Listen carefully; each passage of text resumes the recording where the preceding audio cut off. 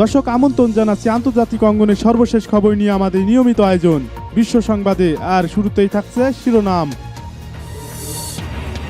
মালয়েশিয়ার সাবেক প্রধানমন্ত্রী নাজিব রাজ্জাকের 12 বছরের কারাদণ্ড। নেপাল, আফগানিস্তান, পাকিস্তানকে নিয়ে চীনের নতুন জোট। অস্ট্রেলিয়ায় দাবানলে মরছে 3000 কোটি প্রাণী। চীনের সাংহাইয়ের কাছে চক্কর কাটছে মার্কিন যুদ্ধবিমান, চিন্তিত বেইজিং।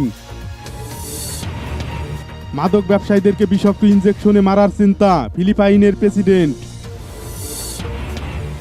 ইরাকে মার্কিন ঘাঁটিতে আবারও রকেট হামলা। চীন মার্কিন দ্বন্দ্বে যে পরিণতি ডেকে আনতে পারে। আমেরিকার আরও একটি গোয়েন্দা বিমানকে ধাওয়া দিয়েছে রাশিয়া। দর্শক, সব খবরে বিস্তারিত নিয়ে এই মুহূর্তে আপনাদের সঙ্গে আমি রয়েছি জুবায়েত ইসলাম। করোনার তাণ্ডবের মধ্যেই যুদ্ধকালীন পরিস্থিতি সৃষ্টি হয়েছে দক্ষিণ চীন সাগর এলাকায়। দূতাবাস বন্ধ করা নিয়ে উত্তেজনার মধ্যেই এবার চীনের আকাশ সীমার কাছে ঘুরতে দেখা গেল মার্কিন যুদ্ধবিমানকে। বিষয়টিকে কেন্দ্র করে বেইজিংয়ের অন্দরমহলে উত্তেজনা তৈরি হলেও এখনও পর্যন্ত কোনো মন্তব্য করেনি শি জিনপিংয়ের প্রশাসন। জানা গেছে, বেশ কিছুদিন ধরেই দক্ষিণ চীন সাগরের কাছে অবস্থিত গুয়াংজং এলাকার লেউজু উপদ্বীপে সামরিক মহড়া চালাচ্ছে চীন। এরই মধ্যে সাংহাইয়ের কাছে অবস্থিত ওই এলাকার 100 কিলোমিটারের মধ্যে চক্কর কেটে যায় দুটি মার্কিন যুদ্ধবিমান। এর মধ্যে একটি আবার সাংহাইয়ের থেকে 76 কিলোমিটার দূরে ছিল বলেও জানা গেছে। এই ঘটনার পরে থেকেই ওই এলাকায় উত্তেজনা ছড়িয়েছে, যদিও বেইজিংয়ের পক্ষ থেকে এখনও এ বিষয়ে কোনো মন্তব্য করা হয়নি। আরও জানা গেছে, ওই দুটি মার্কিন যুদ্ধবিমানের মধ্যে এক P-8A অ্যান্টি সাবমেরিন বিমান, অন্যটি EP-3 যুদ্ধবিমান। দুটিতে মিসাইল ধ্বংসকারী আধুনিক অস্ত্রও ছিল। এই নিয়ে মোট 12 দিন চীনের সামরিক মহড়া চলার জায়গার কাছ দিয়ে চক্কর কাটতে দেখা গেল মার্কিন যুদ্ধবিমানকে। চীন কি করছে তা দেখার জন্য আমেরিকা এভাবে নজরদারি চালাচ্ছে বলে মনে করছেন আন্তর্জাতিক মহল। পুরনো সহযোগী পাকিস্তান তো রয়েছেই, সেই সঙ্গে নেপাল এবং আফগানিস্তানও কঠিন পরিস্থিতির মোকাবেলা এবং করোনা সংকটের জেরে ক্ষতিগ্রস্ত আর্থিক বৃদ্ধির গতি পুনরুদ্ধারের লক্ষ্যে দক্ষিণ এশিয়ার 3 দেশকে নিয়ে এবার নতুন জোট গড়ছে চীন। চীনা পররাষ্ট্রমন্ত্রী ইয়াং ই 3 দেশের মন্ত্রীদের নিয়ে এ বিষয়ে ভার্চুয়াল বৈঠক করেছেন। চীনা পররাষ্ট্র মন্ত্রণালয়ের তরফে জানানো হয়েছে, চীন ও পাকিস্তানের অভিজ্ঞতাকে কাজে লাগিয়ে যৌথ আঞ্চলিক সহযোগিতা গড়ে তোলার উদ্দেশ্যেই এই বৈঠক। চীনা পররাষ্ট্র মন্ত্রণালয়ের বিবৃতিতে বলা হয়েছে, ওয়াং হয়ে ভার্চুয়াল বৈঠকে নেপালের পররাষ্ট্রমন্ত্রী প্রদীপ কুমার গাওয়ালি এবং আফগানিস্তানের ভারপ্রাপ্ত পররাষ্ট্রমন্ত্রী হানিফ আতমার যোগ দিয়েছিলেন। পাকিস্তানের পক্ষ থেকে ছিলেন অর্থনীতি বিষয়ক মন্ত্রী মখদুম খুসরো বখতিয়ার। করোনা ভাইরাস সংকটের আবহে বিশ্বজুড়ে অর্থনীতিতে ধস নেমেছে। এই পরিস্থিতিতে আর্থিক বৃদ্ধির গতি বাড়াতে 4 দফা প্রস্তাব নিয়ে আলোচনা হয়েছে বৈঠকে। পাশাপাশি চীনের অবকাঠামো উন্নয়ন প্রকল্প BRI এ দক্ষিণ এশিয়ার 3 দেশের অংশগ্রহণের বিষয়ে সুনির্দিষ্ট প্রস্তাব দিয়েছেন ইয়াং। পাকিস্তান ইতিমধ্যেই চীনের এই প্রকল্পের সক্রিয় অংশীদার হয়ে উঠেছে।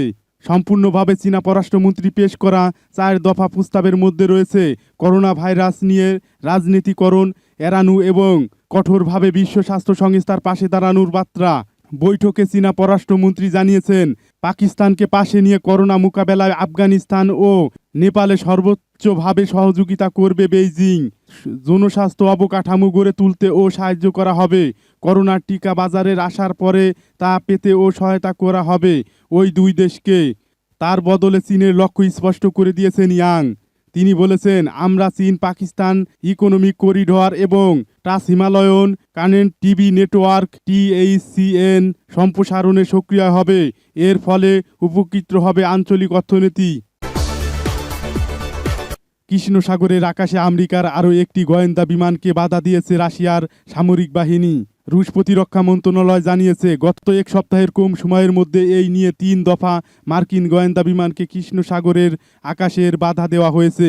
রুশ প্রতিরক্ষা মন্ত্রণালয় বলছে, রাশিয়ার দক্ষিণ অঞ্চলের সীমান্ত থেকে মার্কিন গোয়েন্দা বিমান শনাক্ত করা হয়। তারপর সেটিকে বাধা দেওয়ার জন্য একটি SI-70 যুদ্ধবিমান পাঠানো হয়। রুশ মন্ত্রণালয় বলছে আমেরিকা P-8 পজিডন বিমান পাঠিয়েছিল, তবে রুশ বিমানের বাধার মুখে সেটি তার গতিপথ পরিবর্তন করতে বাধ্য হয়। রাশিয়ার প্রতিরক্ষা মন্ত্রণালয় বলছে দেশের সীমান্ত লঙ্ঘনের কোনো সুযোগ শত্রুপক্ষকে দেওয়া হবে না। এর আগে গত বৃহস্পতিবার ও শুক্রবার আমেরিকার গোয়েন্দা বিমান রাশিয়ার আকাশে ঢোকার চেষ্টা করলে তাদেরকে বাধা দেওয়া হয়।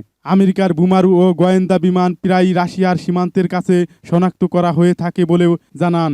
রাশিয়া এসব ঘটনাকে উস্কানিমূলক বলে মনে করছেন। ফিলিপাইনের প্রেসিডেন্ট রদ্রিগো দুতা ক্ষমতায় আসার পর থেকেই মাদকের বিরুদ্ধে নিয়েছেন কঠোর পদক্ষেপ।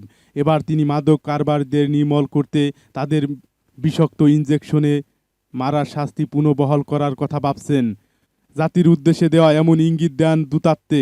এ সময় দেশে মাদক সংক্রান্ত অপরাধ দমনে ইনজেকশন দিয়ে মারার বিলটি কংগ্রেসকে আবার করার আহ্বান জানান ৭৫ বছর বয়সী এই রাষ্ট্রনায়ক। তিনি বলেন, মাদক সংক্রান্ত অপরাধের জন্য বিষাক্ত ইনজেকশন দিয়ে মৃত্যুদণ্ড দেওয়ার ২০০২ আবার দ্রুত পুনর্বহাল করতে চাই আমি। মাদকের নামে বিচার বহির্ভূত হত্যাকাণ্ডের জন্য দুতাত্তের অনেক সমালোচনা করেছে। তার সরকারের এসব অভিযানের সমালোচনা করেছে জাতিসংঘ সহ বিশ্বের মানবাধিকার সংস্থাগুলো। মাদক বিরোধী অভিযানের যৌক্তিকতা দেখিয়ে দুতাত্তে বলেন, অবৈধ মাদক, সন্ত্রাসবাদ, দুর্নীতি ও অপরাধী কার্যক্রম থেকে মুক্ত হওয়াটাই এক ধরনের মানবাধিকার। ২০১৬ সালে ক্ষমতায় আসার পর থেকে অনেকবার মাদক ব্যবসায়ীদের বিরুদ্ধে অভিযান চালিয়েছেন দুতাত্তে সরকার। এতে অনেক মানুষ হতাহত হয়েছেন। এসব কার্যক্রমের জন্য বিশ্বজুড়েই সমালোচিত হয়েছেন তিনি। ইরাকের তাজি সামরিক ঘাঁটিতে নতুন করে রকেট হামলা হয়েছে। এ ঘাঁটিতে দীর্ঘদিন ধরে মার্কিন সেনারা অবস্থান করছে। এর আগেও সেখানে বেশ কয়েকবার রকেট হামলা হয়েছে। ইরাকের সামরিক বাহিনী এক বিবৃতিতে জানিয়েছে, সোমবার ৩টি কাতিউষা রকেট দিয়ে হামলা চালানো হয়, তবে কোনো হতাহতের ঘটনা ঘটেনি। শুধুমাত্র সরঞ্জামাদির ক্ষয়ক্ষতি হয়েছে।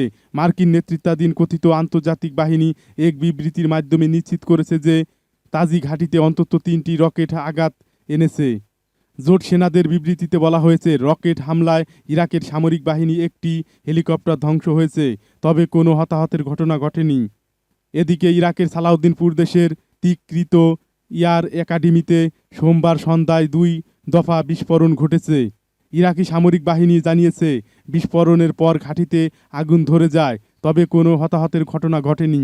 তিকরিত এয়ার একাডেমি বহুদিন আগে মার্কিন সামরিক বাহিনী দখল করেছে এবং এর বর্তমান নাম ক্যাম্প স্পাইসার। মালয়েশিয়ার সাবেক প্রধানমন্ত্রী নাজিব রাজ্জাকের বিরুদ্ধে আনা দুর্নীতির সবকয়টি অভিযোগ প্রমাণিত হওয়ায় আদালত তাকে ১২ বছর কারাদণ্ড দেন, ২১০ মিলিয়ন রিঙ্গিত জরিমানা করেছেন। মঙ্গলবার নাজিবের বিরুদ্ধে আনা ৭ অভিযোগের প্রত্যেকটিতেই অভিযোগ প্রমাণিত হওয়ায় আদালত এ রায় প্রদান করেছেন। খবর মালয়েশিয়া ইমেইলের। কুয়ালালামপুর হাইকোর্টের বিচারক মোহাম্মদ নাজলামন মোহাম্মদ গাজালি মামলার রায় ঘোষণা করতে গিয়ে বলেন, বিচারের সব সাক্ষ্য প্রমাণ বিবেচনার পর আমি দেখেছি কৌশলীরা সফলভাবে প্রমাণ করতে সক্ষম হয়েছেন যে এই মামলা যৌক্তিক সন্দেহের ঊর্ধ্বে। এই মামলার বিশ্বাস্য ভঙ্গ, অর্থ পাচার, ক্ষমতার অপব্যবহার সহ ৭ ধরনের অভিযোগ আনা হয়েছে নাজিব রাজ্জাকের বিরুদ্ধে। দুর্নীতিতে সংশ্লিষ্টতার অভিযোগ ও অস্বীকার করে তিনি মামলার শুনানিতে নিজেকে নির্দোষ দাবি করেছেন। এদিকে রায় ঘোষণার পর নাজিব সমর্থকের মধ্যে ব্যাপক উত্তেজনা বিরাজ করছে। দিনভর আদালত প্রাঙ্গণে ছিলেন তার সমর্থকরা। মিটিং ও প্রতিবাদ মিছিল করতে দেখা গেছে তাদের। নাজিব রাজ্জাক এই রায়ের বিরুদ্ধে আপিল করার পর আদালত সঙ্গে সঙ্গে তা নাকচ করে দেন। আস্থা লঙ্ঘন, অর্থ পাচার ও ক্ষমতার অপব্যবহার সহ ৭টি মামলার মোকাবেলা করতে হয়েছে নাজিবকে। সাবেক এমডিবির ইউনিট এসআরসি থেকে $1 কোটি অবৈধভাবে নেওয়ার অভিযোগও আছে তার বিরুদ্ধে। দুর্নীতির বিরুদ্ধে ধরপড়ে দেশটির চেষ্টার প্রথম পরীক্ষা হিসাবে দেখছে এই মামলাকে, যাতে দক্ষিণ এশিয়ার দেশটিতে ব্যাপক রাজনৈতিক সংশ্লিষ্টতা আছে। ২০১৮ সালে নির্বাচনে হেরে ক্ষমতাচ্যুত হন নাজিব। এমডিবি থেকে $4.৫ কোটি চুরি সহ বিভিন্ন অভিযোগ রয়েছে তার বিরুদ্ধে। কৌশলীদের দাবি, তহবিল থেকে $1 কোটির বেশি তার ব্যক্তিগত অ্যাকাউন্টে নিয়ে যাওয়া হয়েছে। রায় ঘোষণাকে সামনে রেখে শত শত সমর্থক এসে আদালত প্রাঙ্গণে হাজির হন। সাবেক এই প্রধানমন্ত্রী আদালতে আসলে সমর্থকরা তার দীর্ঘ জীবন কামনা করে স্লোগান দেন। মাস্ক পরা নাজিব আদালতে ঢোকার সময় দলের শীর্ষ নেতারা তার চারপাশে ছিলেন। নাজিবের আইনজীবী বলেন, মালয়েশিয়ায় অর্থদাতা জোলো ও ওয়ান এমডিবির অন্যান্য কর্মকর্তারা নাজিবকে ভুলে পথে নিয়ে গেছেন। তাকে বলা হয়েছিল যে তার অ্যাকাউন্টে যে তহবিল জমা করা হয়েছে তা সৌদি রাজপরিবার দান করেছে। এটা যে এসআরসি থেকে তছরূপ করা তা থেকে বলেনি।